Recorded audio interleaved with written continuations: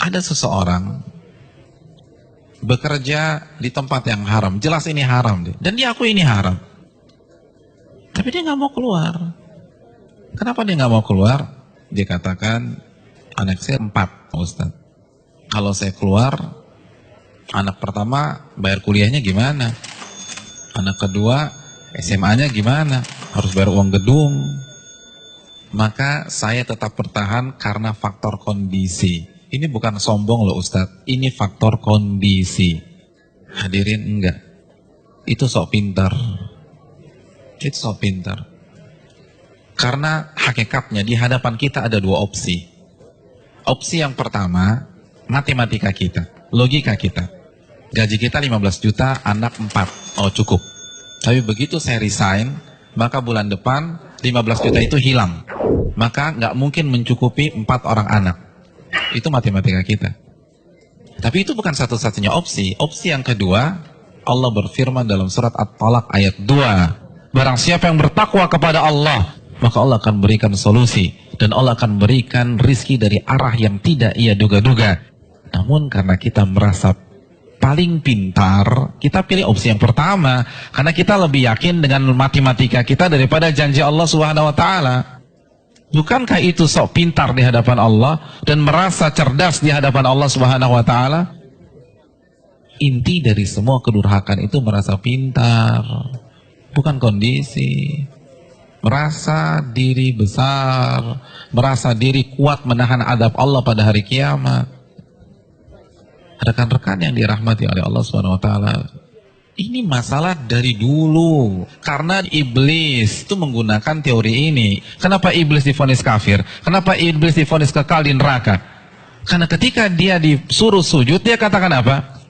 Enggak, ana khairun minhu, aku lebih baik daripada Adam. Engkau ciptakan aku dari api dan engkau ciptakan dia dari tanah. Saya ingin tanya, yang diserang dengan statement ini itu siapa rekan-rekan sekalian? Yang dibodoh-bodohi itu siapa? Allah, bukan Adam. Apa maksudnya? Ulama mengatakan maksudnya, ya Allah, engkau perintahkan aku sujud kepada Adam, sedangkan dia dari tanah dan aku dari api. Ini perintah yang tidak masuk akal, gitulah.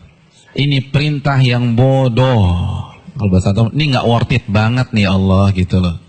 Makanya kan Allah langsung habisi dia. Aba wastakbara wa kana minal kafirin. Ini bukan hanya semata-mata sujud, hadirin. Ini lebih besar dari itu. Nah begitu juga dengan orang yang banyak maksiat sekarang.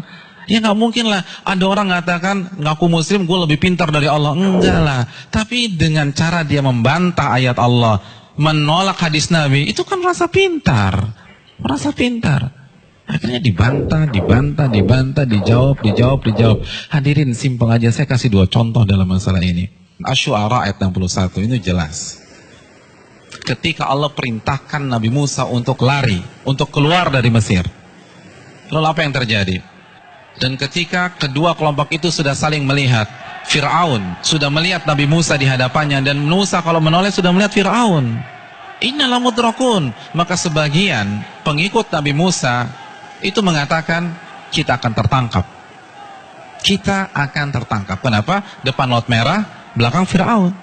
Logika main, ketangkap. Matematika main, ketangkap. Lalu apa kata Nabi Musa? Qala kalla, bukan begitu. Inna ma'iya rabbi sayahdin. Sesungguhnya Allah bersamaku dan Allah akan memberikan petunjuk. Maka setelah Nabi Musa berbicara demikian, baru Allah wahyukan anidrib bi'asakal bahra fanfalaqa. Pukulkanlah tongkatmu ke permukaan laut, maka laut pun akan terbelah. Ada 2 sikap yang kontradiksi. Yang satu begitu melihat kondisi real di lapangan, langsung menggunakan akalnya.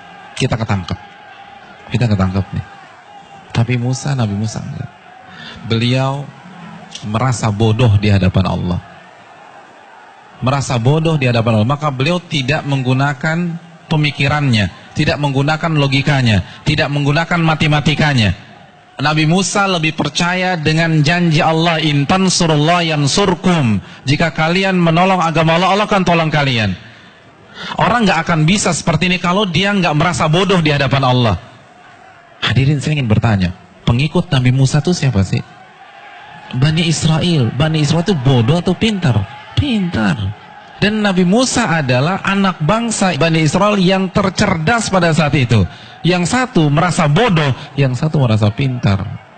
Dan yang benar adalah yang merasa bodoh di hadapan Allah.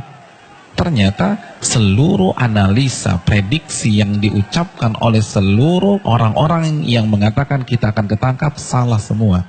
Bukankah itu pelajaran bagi kita? Bukan berarti kita nggak boleh menggunakan akal sehat, enggak. Tapi kalau sudah berhadapan dengan perintah yang jelas, larangan yang jelas, merasa bodohlah di hadapan Allah. Jangan kritik, nggak mungkin Ustaz. Ini nggak make sense nih Ustaz. Ini nggak dapat hitung-hitungannya. Tuh Anda baru lagi merasa pintar. Emangnya Allah nggak bisa mengkayakan Anda dari jalan-jalan yang Anda nggak duga?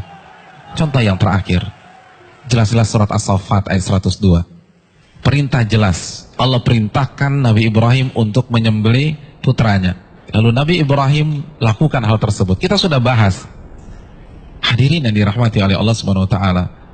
Nabi Ibrahim kenapa tetap menyembelih putranya? Karena merasa diri bodoh di hadapan Allah. Karena kalau pakai matematika dan logika, itu jelas sudah nggak boleh disembelih. Wong orang terbaik kok. Beliau akan komplain kalau beliau merasa pintar saja, beliau akan komplain, kenapa anak saya disembelih? Saya kan manusia terbaik di sini. Harusnya kan anak saya sekolah di sekolah internasional, ya Allah, kenapa justru disembelih? Kan begitu logikanya. Tapi tidak. Beliau merasa diri bodoh sehingga lebih percaya terhadap perintah Allah daripada logikanya sendiri. Ada yang berani meragukan kecerdasan Ibrahim? Saya ingin tanya, etnis dan ras tercerdas di dunia itu siapa? Bani Israel. Bani Israel itu keturunan siapa? Nabi Ibrahim dari Ishak. Jadi ini bapaknya kecerdasan. Tapi ketika berhadapan dengan perintah yang tegas, larangan yang tegas, udah sami'na wa ta'na. Lalu kita nggak cerdas-cerdas begini, berani debat Allah, berani mengatakan ini nggak benar, ini keliru, hitungan saya nggak dapat. Kalau begitu kita makan apa? Allahu Akbar. Janganlah kalian mati kecuali kalian menjadi seorang muslim, pribadi yang menyerah kepada Allah. Kita yang mengkrit hari terakhir hidup kita. Dari sekarang, hadirin sekalian, dari sekarang menyerahlah kepada Allah.